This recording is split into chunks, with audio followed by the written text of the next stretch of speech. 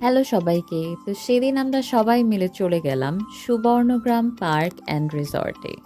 আমরা মেইনলি গিয়েছিলাম ওইখানে আমাদের একটা পিকনিক ছিল, ওইটা অর্গানাইজ করা হয়েছিল। পিকনিক স্পটটা দেখেই আমরা চলে গেলাম পুরো পার্কটা ঘুরে একবার দেখে নিতে যে কি আছে সেখানে। তাই সবাই ভাবলাম যে বোট রাইডিংয়ে গেলে হয়তো অনেক মজা লাগবে। তাই সবাই মিলে আমরা যাচ্ছিলাম টিকিট কাউন্টারের দিকে।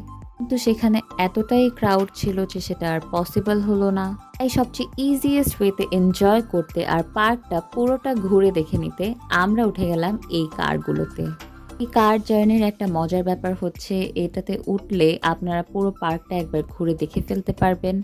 কোথায় কি আছে না আছে, কোন রাইডটা কোথায় আছে, সবকিছুর ক্লিয়ার একটা ধারণা পাওয়া যায়।